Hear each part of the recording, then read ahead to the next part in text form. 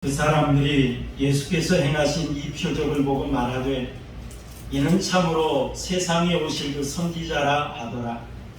그러므로 예수께서 그들이 와서 자기를 억지로 붙들어 임금으로 삼으려는 줄 아시고 다시 혼자 산으로 떠나가시니라. 저물매 제자들이 바다에 내려가서 배를 타고 바다를 건너 가버나움으로 가는데 이미 어두웠고 예수는 아직 그들에게 오시지 아니하셨더니 큰 바람이 불어 파도가 일어나더라. 제자들이 노를 저어 10여리쯤 가다가 예수께서 바다 위로 걸어 배에 가까이 오심을 보고 두려워하거늘 이르시되 내니 두려워하지 말라 하신대 이에 기뻐서 배로 영접하니 배는 곧 그들이 가려던 땅에 이르렀더라. 아멘. 자, 우리 옆에 사람하고 인사하시겠습니다. 반갑습니다. 주님의 사랑으로 사랑합니다. 감사하십니다. 우리가 인생을 살아갈 때마다 참 순풍을 만나면 얼마나 좋겠습니까? 하지만 정말 우리 인생의 삶을 살다 보면 순풍만 부는 것이 아닌 것 같아요. 때로는 역풍도 불어올 때도 있습니다. 때로는 거센 풍랑 속에서 어찌 보면 태풍 속에서 헤매일 때도 있는 것 같습니다. 우리가 여러 가지 준비하는 또 교육을 받으며 성장하는 과정 속에서 또 시험이라는 과정을 통과해야 할 때도 있죠. 또 결혼을 하고 자녀들을 양육하고 또 이제 중년이 되어서 뭐 여러 가지 많은 거센 풍랑들이 우리에게 다가오는 것이 바로 현실입니다. 이제는 좀 잔잔해지는가 보다 하면 곧바로 태풍이 몰아칠 때도 있습니다. 여러분 혹이라도 정말 여러분들이 현재 지금 인생 가운데 태풍을 만났다고 생각하시는 그런 분들 계십니까? 정말 이 어려움 속에서 하나님 앞에 눈물로 기도하고 있는데 하나님은 내 기도에 응답하지 않고 하나님은 나를 외면한다 라고 할 정도로 그 외로움을 느끼고 있는 그러한 성도는 없습니까? 하지만 분명한 것은 하나님은 나를 외면하시지도 않고 하나님은 나를 떠나시지도 않고 하나님은 나를 항상 졸지도 않고 주무시지도 않고 바라보고 계신다는 사실을 믿으시기를 바랍니다. 하나님께서는 항상 오늘 또 나를 위해서 눈물로 기도하고 있다는 사실을 여러분 믿으시기를 바랍니다. 오늘 본문의 말씀을 보면 예수님께서 오병이어의 기적을 일으키신 후에 그리고 제자들을 갈릴리 바다를 건너가게 하셨는데 그때 제자들이 갈릴리 바다를 건너가다가 태풍을 만났어요. 그때 예수님께서 무리를 걸어가심으로 제자들을 찾아가신 사건, 이것을 소개하고 있는 것이 바로 오늘 본문의 내용입니다. 오늘 본문을 통해서 하나님께서는 우리에게 말씀하십니다. 우리가 믿는 예수님이 어떤 분인가 라고 하는 걸 우리에게 소개해 주고 있습니다. 우리가 본문의 내용을 먼저 살펴보면 예수님께서 디베레아 바다 건너편에 있는 벳세다에서 오병이어의 기적을 행하셨습니다. 우리 지도를 한번 볼까요? 지도를 한번 보면 자, 여기가 이제 디베레아였어요. 우리가 지난번에 말씀드린 디베레아라고 하는 곳이 여기 있는데 이 디베레아에서 이제 벳세다까지 가셨죠. 그리고 벳세다에서 오병이어의 기적을 행하셨습니다. 자, 이 오병이어의 기적을 행하신 다음에 이제 가버나움으로 이제 건너가게 하신 그 과정 속에 일어난 이야기가 바로 오늘 본문의 내용인 걸 볼 수가 있어요. 자, 예수님께서 이 벳세다 들녘에서 오병이어의 기적을 행하셨습니다. 자, 그러자 어떤 일이 발생했을까요? 우리 14절 한번 읽어볼까요? 오늘 6장 14절 말씀 함께 보겠습니다. 시작.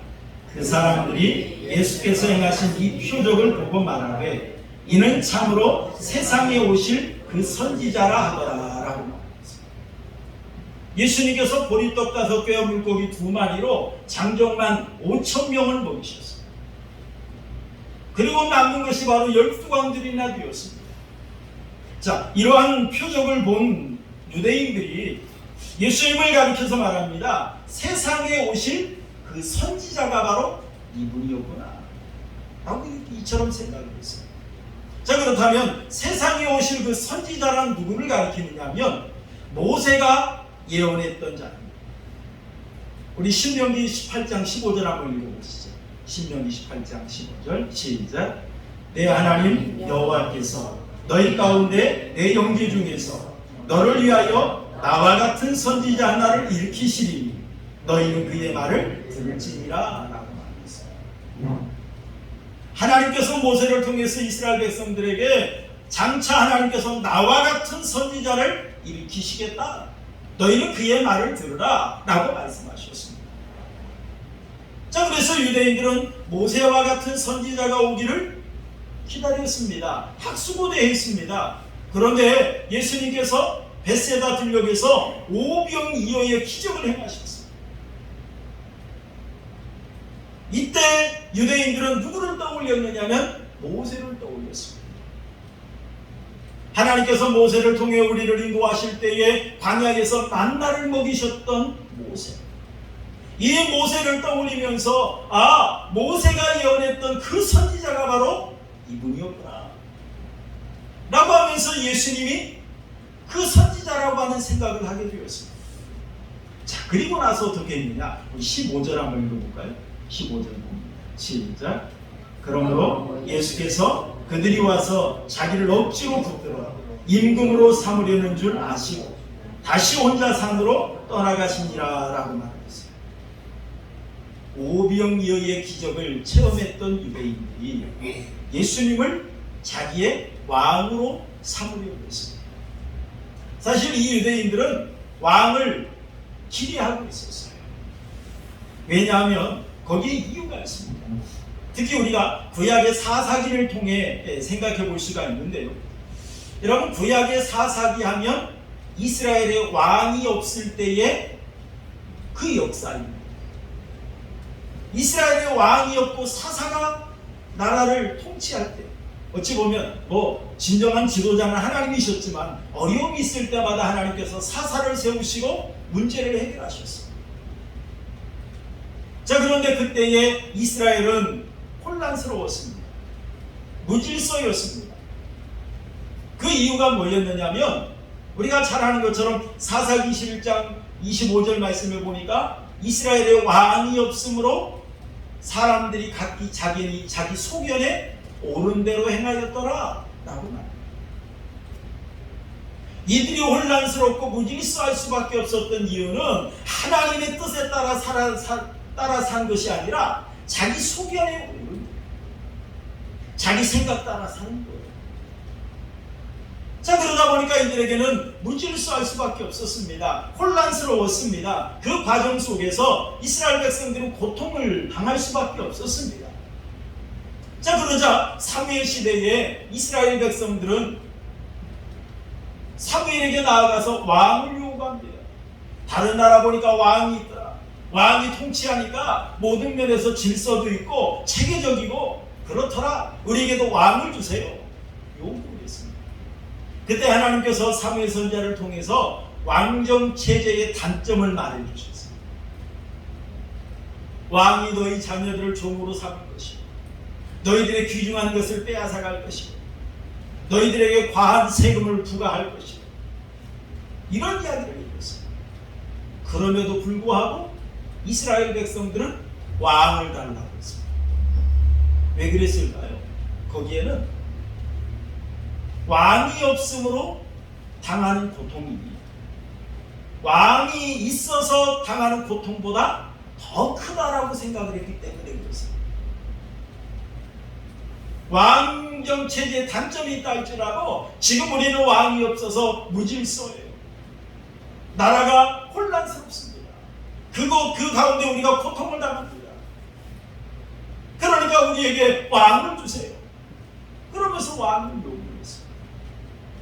그런 것처럼 지금 이스라엘 백성들은 로마의 압제 가운데 살아가고 있습니다. 로마 식민지 가운데 살고 있습니다. 그러다 보니까 이 로마의 식민지에서 우리를 해방시켜줄 왕을 기대하고 있었어요. 그런데 예수님이 오병이어의 기적을 일으켜요. 이러한 예수님을 보니까 이분이야말로 정말 우리를 이 로마의 압제에서 해방시켜줄 왕이로구나, 이렇게 생각을 하고 예수님을 강제로라도 붙들어서 유대인의 왕으로 삼으려고 했습니다. 그러자 예수님께서 이걸 다 아셨어요. 다 아시고 예수님께서 다시 혼자 산으로 떠나셨더라라고 말했어요. 자, 그리고 나서 예수님께서 어떻게 하셨느냐면, 오늘 요한복음 6장에는 나와 있지는 않습니다만은 우리가 같은 내용을 기록하고 있는 마가복음과 마태복음에서 우리는 답을 찾아볼 수 있는데, 우리 마태복음 14장 22절 한번 읽어보시죠. 마태복음 14장 22절 시작. 예수께서 즉시 제자들을 재촉하사 자기가 무리를 보내는 동안에 배를 타고 앞서 건너편으로 가게 하시고 라고 말했어요. 자, 예수님께서 제자들을 재촉하셨다고 했어요. 제자들을 재촉하시면서 내가 무리들을 보낼 테니까 너희는 배를 타고 앞서 건너편으로 가라 라고 말씀하십니다. 그 앞서 건너편이 어디냐면 아까 우리가 봤던 것처럼 가버나움이야. 가버나움으로 가도록 예수님께서 제자들을 재촉하셨습니다. 그리고 예수님께서는 무리를 보내신 후에 따로 산에 올라가셔서 기도하셨던 걸 볼 수 있습니다. 자, 그래서 제자들이 이제 예수님의 명령을 따라서 배를 타고 갈릴리 호수를 건너갑니다. 그런데 그때 어떤 일이 발생했습니까? 우리 17절을 오늘 요한복음 6장 17절 함께 보십니다. 17절 시작. 배를 타고 바다를 건너 가버나움으로 가는데 이미 어두워졌고 예수는 아직 그들에게 오시지 아니하셨더니 라고 말했습니다. 예수님께서 재촉하시자 예수님의 명령을 따라 예수님의 말씀에 순종함으로 이들이 가버나움으로 지금 향하고 있습니다. 그런데 그들에게 어둠이 왔다고 했습니다. 이미 어두워졌더라. 여러분, 앞이 보이지 않는다, 이런 상황이에요. 여러분, 그뿐이 아닙니다. 18절도 한번 볼까요? 18절 봅니다. 시작. 큰 바람이 불어 파도가 일어나더라 라고 말했어요. 여러분, 갈릴리 이 호수는 지형적으로 갑자기 돌풍이 일어나는 그런 지역이라고 합니다. 저 북쪽에 있는 헬몬산에서 냉기가 내려오다 보니까 더운 공기가 만나서 갑자기 돌풍이 일어난대요. 주전자물이 끓듯이 이 갈릴리 호수에 그러한 폭풍이 일어나기도 한다고 합니다. 지금 예수님의 명령을 따라서 제자들이 갈릴리 호수를 건너가고 있는데 갑자기 큰 바람이 불어왔어요. 폭풍이 일어났습니다. 그리고 여러분 19절 한번 보시죠. 19절 봅니다. 시작. 제자들이 노를 저 10여일쯤 가다가 예수께서 바다 위로 걸어 배에 가까이 오심을 보고 두려워하거늘 이렇게 말했습니다.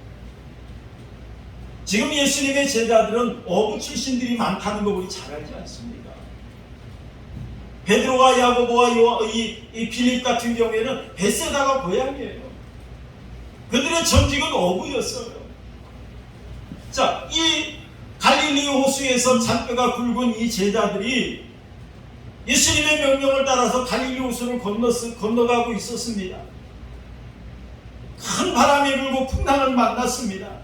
그때 제자들은 어떻게 했을까요? 열심히 노를 저었을 것입니다. 열심히 노를 저었는데 그들이 아무리 노를 저어도 배가 앞으로 나아가지 않습니다.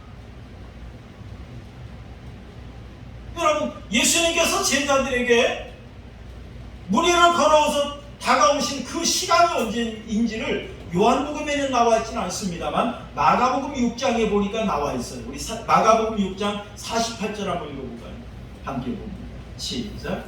바람이 거스름으로 제자들이 힘겹게 도젓는 것을 보시고 밤 사경쯤에 바다 위로 걸어서 그들에게 오사 지나가려고 하시매라고 말했어요. 자, 어두워질 때 그들이 갈릴리 호수를 출발을 했습니다.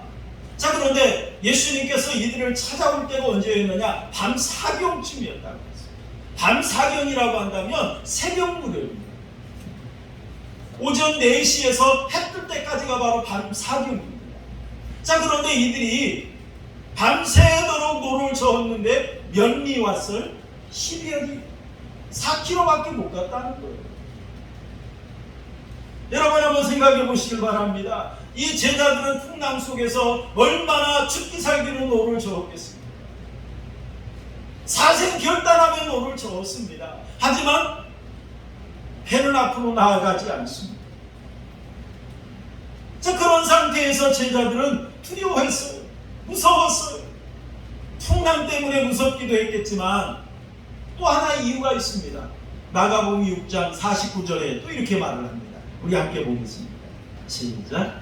제자들이 그가 바다 위로 걸어오심을 보고 유령인가 하여 소리 지르니라.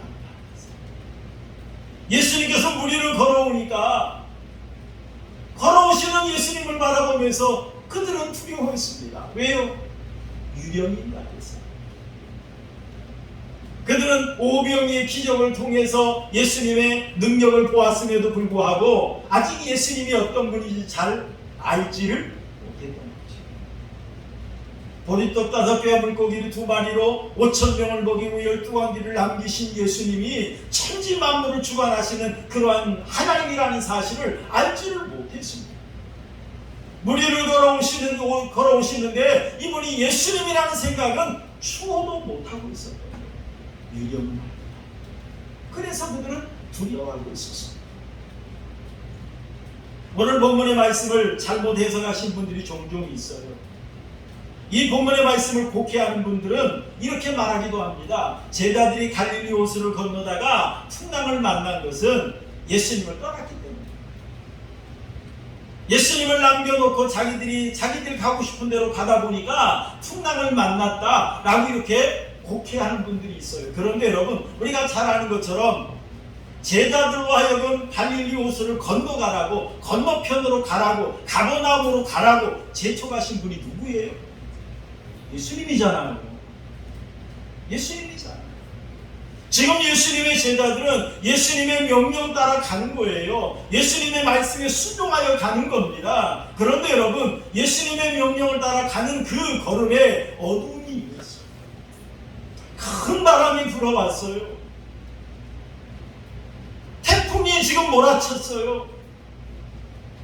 이 상황에서 아무리 그들은 노를 젓고 아무리 몸부림쳐도 배는 앞으로 나아갈 기미는 보이지 않아요. 그 가운데 그들은 두려움에 빠질 수밖에 없었죠. 여러분, 이처럼 우리가 예수님의 명령 따라 가는 길에도 형통만 있는 것이 아니라 고난도 있는 줄 믿으시기 바랍니다. 예수님의 말씀에 순종하여 가는 그 걸음에도 역경이 있어요. 눈물 없이 못 가는 그 고난이 있어요. 십자가도 있습니다. 예수님을 따라가는 길에 십자가가 어찌 없겠습니까? 누구든지 나를 따르려거든 자기 십자가를 지고 나를 따르라. 예수님 말씀하셨잖아요. 그런데 우리가 예수님을 따르길 원하면서 십자가는 없기를 원하잖아요. 여러분, 예수님을 따라가는 길에 어찌 십자가가 없겠습니까? 예수님도 지고 가신 것이 십자가입니다. 예수님이 가신 길이 십자가의 길인데, 그런 것처럼 여러분, 우리 인생 살아가는 우리 인생의 항해에도 칠흑 같은 어둠을 만날 때도 있습니다. 우리 인생의 항해에도 실패할 때도 있어요. 넘어질 때도 있습니다. 거센 파도가 몰아칠 때도 있어요.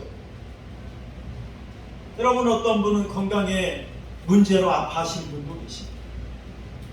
어떤 분들은 관계의 문제로 괴로워하는 분들도 있어요. 어떤 분들은 사업이나 생업의 문제, 그 문제로 힘들어하는 분도 있습니다. 어떤 분은 자녀의 문제, 가정의 문제로 눈물로 기도하는 분도 있습니다. 지금 우크라이나 주민들 같은 경우 어떻습니까? 전쟁으로 인하여 얼마나 그들이 지금 고통스럽게 살고 있습니다. 또 어떤 분들은 오늘 현대에도 믿음 지키기 위해서 영적 싸움을 하고 생명 내걸고 신앙 지키는 그러한 신앙인들도 지금 많이 있습니다. 이들은 얼마나 하나님의 은혜를 기다립니까? 하나님 도와주세요. 하나님 은혜 베풀어 주세요. 하나님 살려주세요. 내 믿음 흔들리지 않도록 하나님 붙잡아 주세요. 이렇게 눈물로 기도하고 있으면서도 순교의 길을 가고 있는 그런 자들이 있어요. 여러분, 예수님의 제자들이 풍랑 속에서 밤새도록 노를 저었지만 배는 앞으로 나아가지 않듯이 우리가 사역을 한다고 최선을 다합니다. 열심을 다합니다. 하지만 열매가 없어서 괴로울 때도 있습니다. 열매가 없어서 괴로울 때도 있습니다. 여러분, 우리가 어떤 일을 행할 때 어떤 역사가 조금이라도 일어나면 힘이 나요. 힘이 납니다. 그런데 아무리 노력해도 진전이 없고 열매가 없고 그러면 얼마나 힘이 들지 몰라요. 팍팍해요. 팍팍해요. 우리 전라도 말로 말하면 팍이지. 쉽게 팍해요. 지쳐버려요. 여러분, 베드로가 누가복음 5장의 말씀을 보니까 그물질을 합니다. 그물을 던지고 고기를 잡기 위해서 그물을 던졌다가 그물을 거두어 드립니다. 어부가 그물질하는 거 당연하죠. 힘이 듭니다. 그러나 그물질을 할 때에 고기가 잡혀오면 재미가 있어요. 힘이 납니다. 그래서 힘이 덜 들어요. 그런데 고기가 하나도 잡히지 않아요. 헛그물질을 해야 합니다. 그러면 얼마나 지치고 힘이 드는지 몰라요. 여러분, 우리에게도 그럴 때가 있다는 거예요. 그럴 때가 있습니다. 하나님 말씀대로 순종했습니다. 하나님 뜻대로 살려고 노력했습니다. 그럼에도 불구하고 문제는 하나도 풀리지 않습니다. 그럼에도 불구하고 어떤 때는 더 깊은 수렁에 빠져 들어가는 것 같습니다. 일은 더 꼬이는 것 같습니다. 여러분, 요셉을 한번 생각해 보시길 바랍니다. 요셉은 아버지의 말씀에 순종해서 형들을 찾아갔어요. 아버지 말씀에 순종해서 형들을 찾아갔는데 형들은 요셉을 어떻게 하려고 했습니까? 죽이려고 했습니다. 그러다가 이 요셉을 노예로 팔아버렸어요. 순종했는데 고난이 왔잖아요. 보디발 장군이 집에 가서 노예 생활할 때에도 나는 하나님의 사람이야. 나는 하나님의 사람이니까 성실해야 돼. 누가 보든지 안 보든지 나는 최선을 다해야 돼. 나는 정직해야 돼. 나는 신실해야 돼. 그러면서 열심히 했습니다. 보디발 장군이 봐도 하나님이 함께하는 사람이라는 걸 인정할 정도로 아주 신실했어요. 그런데 어떻습니까? 그렇게 신실하게 그렇게 최선을 다했는데도 불구하고 어디에 들어갈 수밖에 없었어요? 감옥에 들어갈 수밖에 없었어요. 왜요? 순종했잖아요. 말씀대로 살려고 노력했잖아요. 신실했잖아요. 그런데 어떻습니까? 다 깊은 구렁텅이에 빠져 들어가는 것 같습니다. 감옥에서도 어떻습니까? 아주 성실하게 여전히 변함없이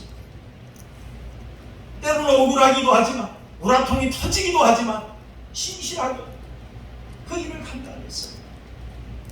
그런데 하나님께서는 어떻게 하십니까? 때가 되니 요셉을 들어 살림하십니다. 때가 되니. 여러분, 바울도 어떻습니까? 복음 전하기 위해서 얼마나 노력했습니까? 정말 모든 걸 배설물로 여기고 최선을 다해서 복음을 전했는데 복음 전할 때 매를 맞았어요. 복음 전한다고 애를 썼는데 예루살렘에서 붙잡혀서 가이사랴에서 2년 동안이나 후금 생활을 해야만 했어요. 여러분, 복음 전했는데 형통하길 원하지 않습니까? 복음 전했으면 열매 맺기를 원하지 않습니까? 그런데 이 바울도 어떻습니까? 억울하게 가이사랴에서 2년 동안이나 후금 생활을 해야만 했어요. 얼마나 답답했을까요? 얼마나 답답했을까요? 여러분, 우리가 군대 가 있는 그 기간 사실 답답해요. 갇혀있다라고 하는 것이, 자유가 없다라고 하는 것이 참 답답합니다. 그런데 감옥에 갇혀서 언제 감옥에서 출소할지, 언제 풀려날지, 어떻게 될지 막막한 때예요. 막막한 때입니다. 하나님의 일을 한다고 했는데 이렇게 답답해할 수밖에 없는 그런 상황에 놓여 있습니다. 그런 것처럼 지금 제자들의 상황이 그렇다는 거예요. 이때 우리 예수님은 뭘 하고 계셨을까요? 이때 우리 예수님은 뭘 하고 계셨을까요? 우리 마가복음 6장 48절을 다시 한번 읽어볼까요? 마가복음 6장 48절 시작. 바람이 거스름으로 제자들이 힘겹게 노젓는 것을 보아시고 그랬죠? 보시고 라고 말했어요. 예수님께서 이 제자들의 상황을 다 보고 계셨다. 제자들이 예수님의 명령에 따라서 갈릴리 호수를 건너가다가 풍랑을 만났습니다. 이 풍랑 속에서 아주 힘겹게 노를 젓고 있다는 것을 예수님은 다 보고 계셨어요. 아무리 노를 저어도 배는 앞으로 나가려고 하잖아요. 밤새 노를 저었지만 4km밖에 오지 못했어요. 얼마나 지치고 얼마나 힘이 들겠습니까? 이런 제자들을 예수님은 다 보고 계셨다라고 합니다. 아마 제자들은 풍랑 속에서 정신이 없었을 거예요. 너무너무 힘이 들었을 거예요. 그래서 그들은 예수님이 보이지 않았을 거예요. 무리를 걸어오신 예수님조차 예수님으로 보이지 않고 유령으로 보일 정도로 그들은 예수님이 전혀 보이지 않았습니다. 하지만 분명한 것은 예수님은 제자들에게서 단 한순간, 단 한시도 눈을 떼지 않았다는 사실. 예수님은 제자들이 힘겹게 노를 젓고 있는 그 모습을 다 보고 계셨다는 사실. 여러분, 우리가 크고 작은 문제를 만나잖아요. 인생을 살다 보면 정말 크고 작은 문제 속에서 얼마나 우리가 낙심하기도 하죠. 때로 우리가 절망하기도 해요. 하나님 정말 나를 부르신 거 맞아요? 하나님 나 사랑하는 거 맞아요? 자, 그러면서 하나님 앞에 때로는 원망할 때도 있습니다. 그러나 분명한 것은 하나님께서는 내 안에 함께 계신다는 사실.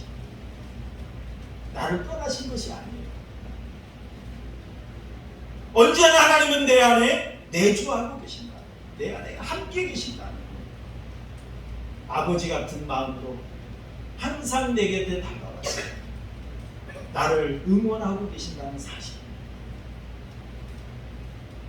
여러분, 시편 139편 7절 8절 우리 한번 읽어볼까요? 시편 139편 7절 8절 함께 봅니다. 시작. 내가 주의 영을 떠나 어디로 가며 주의 앞에서 어디로 피하리까? 내가 하늘에 올라갈지라도 거기 계시며 수월에 내 자리를 펼지라도 거기 계십니다 라고 말합니다. 시편 기자는 내가 주의 영을 떠나서 어디로 갈까? 내가 주님 앞을 피해서 어디로 피해볼까? 그런데 결론이 뭡니까? 내가 하늘에 간다 할지라도 하나님은 거기 계신다. 내가 수월 아주 지옥의 그 깊은 자리까지 내려간다 할지라도 하나님은 거기 계시더라. 여러분 9절 10절도 한번 보시죠. 시편 139편 9절 10절 시작. 내가 새벽 날개를 치며 바다 끝에 가서 거주할지라도 거기서도 주의 손이 나를 인도하시며 주의 오른손이 나를 붙드시리라. 여러분, 내가 이른 새벽부터 날갯짓하며 세상 끝에까지 간다 할지라도 주님은 거기 계시더라. 주님은 아니 계신 곳이 없습니다. 우리가 주님을 떠나서 갈 곳은 단 한 곳도 없습니다. 특히나 예수님은 내 안에 계세요. 내 안에 계십니다. 여러분 사도행전 17장 27절 28절도 한번 보시죠. 사도행전 17장 27절 28절 함께 봅니다. 시작.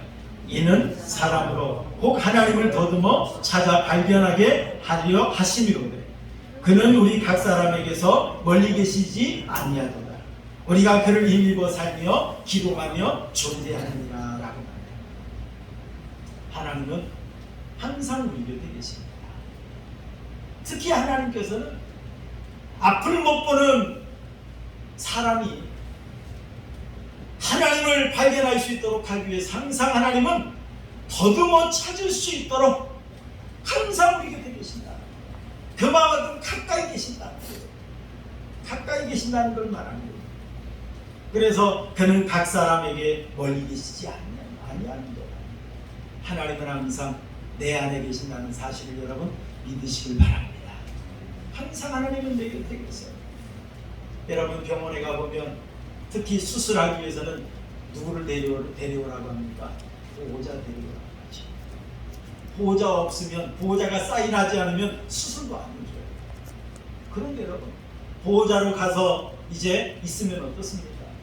수술실에 따라가려고 하면 여기까지만 오세요. 수술실에 못 들어옵니다. 수술할 때도 밖에서 기다려야 돼요. 수술이 잘 되나? 언제 끝나나? 참 그런 마음으로 밖에서 기다릴 수밖에 없어요. 중환자실에 누워있을 때도 그렇습니다. 그저 면회가 허용된 시간 외에는 들어갈 수가 없어요. 내가 아무리 환자의 보호자라 할지라도 수술할 때 더 가까이 갈 수도 없어요. 옆에 있어줄 수도 없어요. 중환자실에서도 마찬가지입니다. 그러나 우리 하나님은 언제나 나와 함께 계신다는 사실을 믿으시기를 바랍니다. 하나님은 언제나 나와 함께 계세요. 내가 수술할 때에도, 내가 중환자실에서 의식이 있든 없든 하나님은 언제나 나와 함께 계신다는 사실입니다. 그런 것처럼 지금 내가 너무나도 괴로워하고 있어요. 지금 내가 너무 지쳐 있어요. 내가 풍랑을 만나고 있어요. 아무리 눈을 저어도 조금 더 앞으로 나아가려고 하지 않는 그런 절망 가운데 빠져 있을 수도 있습니다. 하지만 그때도 하나님은 나와 함께 계신 줄 믿습니다.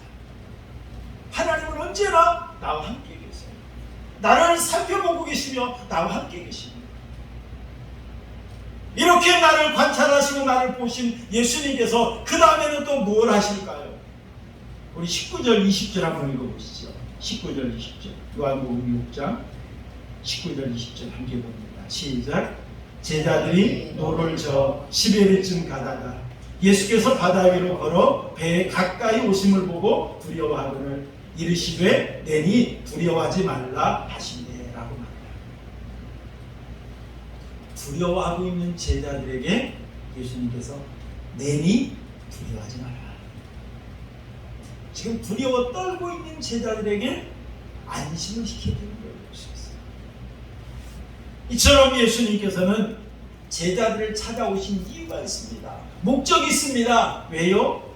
도와주기 위해서. 예수님께서 제자들을 관찰하시는데 무엇을 위해서 관찰하실까요? 우리 반대로 한번 생각해 보시면 예수님께서 나를 심판하기 위해서, 예수님께서 나를 저주하기 위해서 관찰하신다고 한다면 얼마나 무섭겠습니까? 우리가 종종 엄마들이 자녀들을 교육할 때, 또 양육할 때 우리가 잘 관찰하잖아요. 아이가 뭘 잘못 먹진 않나, 아프진 않나. 그런데 때로는 아이가 말을 안 듣고 그럴 때가 있어요. 그럴 때는 엄마들이 어떻습니까? 무서운 눈초리로 쳐다보죠. 혼내주려고 쳐다볼 때가 있어요. 그럴 때는 무섭습니다. 그런 것처럼 하나님이 나를 관찰하시는데 심판하기 위해서, 저주하기 위해서 관찰하신다면 얼마나 무섭겠습니까? 단 한 사람도, 이런 하나님 앞에 설 수 있는 사람은 아무도 없을 거예요. 그런데 우리 예수님은 감사하게 나를 심판하기 위해서, 나를 저주하고 책망하기 위해서 관찰하시는 것이 아니라 나를 돕기 위해서, 나를 돕기 위해서 예수님은 살펴보고 계신다. 나를 어떻게 도와줄 것인가? 나에게 필요한 것이 뭔가? 참 이런 마음으로 예수님은 우리를 관찰하고 계십니다. 그럼에도 불구하고 우리는 어떻습니까? 참 예수님의 마음을 헤아리지 못하지요. 예수님의 음성 듣지 못합니다. 하나님은 내 편이시고 하나님은 나를 돕기를 원하시고 참 그런 분이라는 걸 우리 깨닫지 못하고 여전히 문제만을 바라보고 있는 것이 바로 우리의 모습입니다. 하지만 예수님은 나를 돕기 위해서 오늘 또 나를 위해서 눈물로 기도하고 계신 줄 믿습니다. 나를 돕기를 원하세요.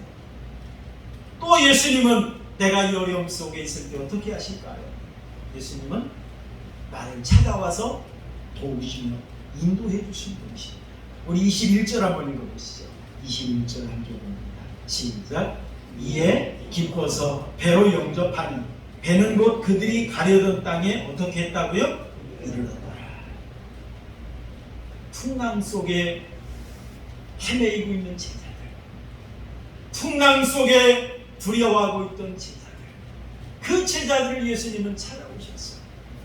그리고 그 제자들과 함께 배를 타고 건너는데 원하는 목적지까지 가버나움까지 도착을 했다라고 하는 이야기입니다. 여러분, 우리 예수님은 우리를 위험한 데서 구원해 주실 뿐만 아니라 우리가 원하는 곳까지 인도해 주시는 분이십니다. 예수님께서는 실제로 지금 우리가 어떤 것을 원하고 있고 정말 우리가 무엇을 해결해야 될지 이걸 누구보다도 잘 아시면서 그 어려움 속에서 문을 열어주시는 분, 이분이 바로 예수님이세요. 영적인 의미로 보면 정말 우리를 천국까지 안전한 목적지로 인도해 주시는 분이 바로 우리 예수님밖에 없는 줄로 믿습니다. 여러분, 예수님을 모시고 예수님과 동행하는 것이 바로 가장 그래서 복된 것입니다. 말씀을 마칠까 합니다. 여러분, 갈릴리에서 제자들에게 이 갈릴리 호수를 건너가라고 재촉하신 분이 바로 누굽니까? 예수님. 예수님께서는 제자들에게 갈릴리 호수를 건너가라고 명령만 하신 것이 아니라 제자들에게서 시선을 떼지 않으셨습니다. 제자들을 계속해서 살펴보고 계셨습니다. 그리고 어려움을 당하자 예수님은 찾아오셨습니다. 그리고 예수님은 그들을 안전한 목적지까지 인도해 주셨습니다. 사랑하는 성도 여러분, 우리를 이 땅에 보내신 분이 누구입니까? 우리에게 사명을 맡겨주신 분이 누구입니까? 우리에게 이 일을 맡겨주신 분이 누구입니까? 내 생명의 주인은 누구이십니까? 예수님인 줄로 믿습니다. 나를 이 땅에 보내신 분도 예수님이에요. 나에게 사명을 맡겨주신 분도 예수님이에요. 이 일을 감당하게 하신 분도 예수님인 줄로 믿습니다. 이러한 예수님께서 나에게 언제나 관심을 가지고 관찰하고 계신 줄로 믿습니다. 이러한 예수님께서 나를 사랑하셔서 나를 관찰하실 뿐만 아니라 나를 돕기 위해서 언제나 내 곁에 계신 줄로 믿습니다. 이러한 예수님께서 언제나 나를 안전한 목적지까지 인도해 주실 줄로 믿으시길 바랍니다. 때로는 조금 전에 말씀드렸던 것처럼 절망적인 상황에 놓여 있을 수도 있어요. 어둠을 만나고 풍랑을 만나고 아무리 노를 저어도 한치 앞으로 나아가지 못하는, 아니 더 깊은 수렁에 빠질 때도 있어요. 하지만 분명한 것은 하나님은 나를 사랑하신다는 사실, 나를 관찰하고 계시고 나를 돕고 계시고 나를 인도하고 계신다는 이 귀한 믿음과 계시고 어떤 상황 속에서도 예수님만 바라보는, 예수님만 의지하는 우리 9교회 성도님들이 되시기를 주님의 이름으로 축원합니다. 우리 말씀 생각하면서